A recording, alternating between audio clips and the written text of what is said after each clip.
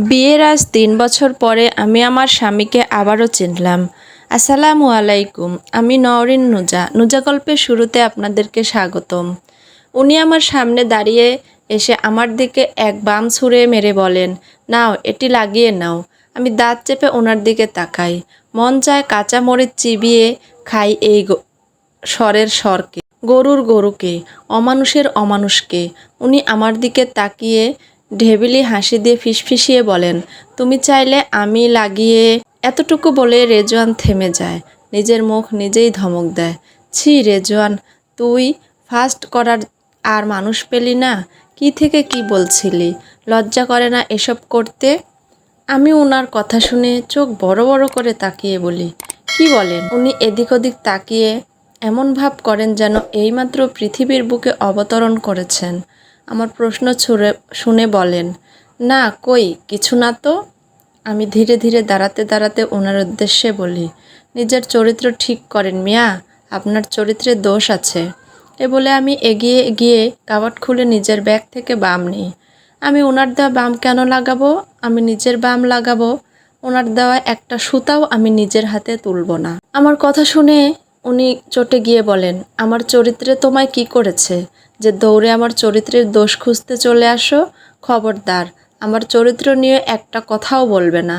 আমার চরিত্র ফুলের মতো পবিত্র। আমি বাম হাতে নিয়ে ওনার দিকে তাকাই। আব্বা, বাব্বা, ফুলের মতো পবিত্র, এত চরিত্রবান পুরুষ? আমি ওনার কথা তাচ্ছিল্য করে বলি, তাহলে যান না, গিয়ে ফুলের গাছের উপর উঠে বসে থাকুন, যেহেতু ফুলের মতো পবিত্র আপনার চরিত্র। এ বলে আমি ওয়াশরুমের উদ্দেশ্যে পা বাড়াই। ব্যথায় ফেটে যাচ্ছে কোমর আমার। গরুর মতো কাজ করে এই রেজওয়ান। ঠিক তখনই রেজওয়ান বলেন, এত ভাব দেখাও কেন? বাম তো লাগাচ্ছই, আমার দেওয়াটা নিলে কি হতো? নাটকবাজ মেয়ে। নাটকবাজ? আরে হারামজাদা জানোয়ার, নাটক তো তুই করতেছিস, আমি না। তুই নাটকবাজ। তোর জন্য আমার আজ কোমর ভাঙতে ভাঙতে বেঁচে গেছে। তুই তো আমার জীবনটাই নাটক বানিয়ে দিয়েছিস। কিন্তু এসব মুখে বলি না, নিজ অন্তরেই রেখে ওনার দিকে তাকিয়ে তিক্ত সুরে বলি, আপনার দেওয়া কিছু আমি নেব না। আপনার থেকে একটা সুতাও আমি নিজের হাতে তুলব না। মনে রাখবেন রেজওয়ান শেখ। এটা শুনে উনি ব্যঙ্গ করে বলেন, এত তেজ ঝেড়ে কথা বলছো, নিজেকে কী ভাবো তুমি?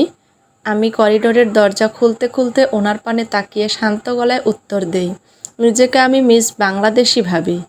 বেলকনিতে দাঁড়িয়ে পর্দার ফাঁকে নিচের বাগানের দৃশ্য দেখছি আমি। বিশাল বড় পার্টি চলছে। শেখ মহলের প্রান্ত ছুঁয়ে ফেলা বিস্তৃত চওড়া রাস্তা। মনে হচ্ছে রাজকীয় কোনো মহল থেকে শহরের প্রাণকেন্দ্রে যাওয়ার পথ।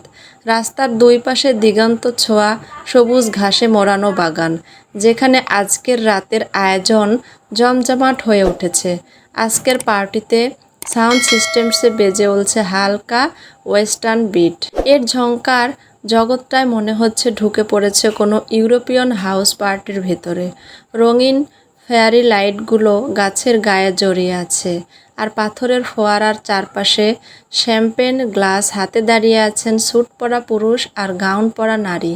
মুখে হালকা হাসি, চোখে রাজনীতি আর ব্যবসার হিসেব মনে হয়। কোণার দিকে এলইডি স্ক্রিনে চলছে স্লাইড শো, মহলের ইতিহাস, শেখ পরিবারের প্রভাব, পার্টনারশিপের প্রেজেন্টেশন, মাঝে মাঝে ড্রোন পার্টনারশিপের প্রেজেন্টেশন, মাঝে মাঝে ড্রোন উড়ে যাচ্ছে মাথার ওপর দিয়ে। বাহ, এত কিছু! আমি কল্পনাও করিনি এরা এত কিছু করবে। ভিআইপি মানুষজন আছেন এই পার্টিতে।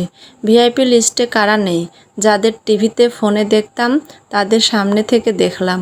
প্রভাবশালী মিনিস্টাররা, তাদের সাথে বড় ব্যবসায়ীর দল, ব্যাংকের চেয়ারম্যান, রিয়েল অ্যাসিস্ট্যান্ট, টাইকুন।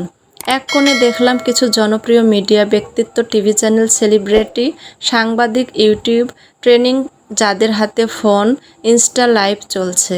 আর মিডিয়ার পেছনে ঘুরে বেড়াচ্ছে কিছু ক্যামেরাম্যান, হাতে ফ্রেম বেছে নিচ্ছে কালকের হেডলাইন তৈরির ছবি এখনই বন্দি হচ্ছে। বাহ, কি দৃশ্য রে বাবা! সিনেমা ইন্ডাস্ট্রির কিছু পরিচিত মুখও উপস্থিত, একজন দুজন নায়িকা, ফিল্ম ডিরেক্টর।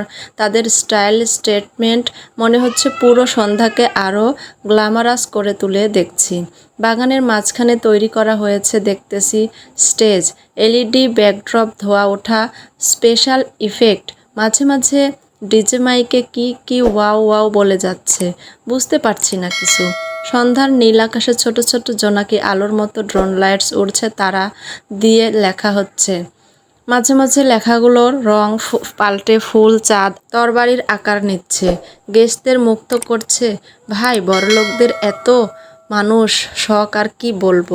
ভেন্যুর এক প্রান্তে বসানো হয়েছে এয়ার স্ক্রিন, যেখানে অতিথিরা নিজ নিজ নাম টাইপ করে দেখতে পারছেন শেখ পরিবারের সঙ্গে তাদের ব্যবসায়িক বা রাজনৈতিক সংযোগে। গ্রাফিক্স এক ধরনের সম্মান, মডার্ন ডিপ্রেশন প্রকাশ।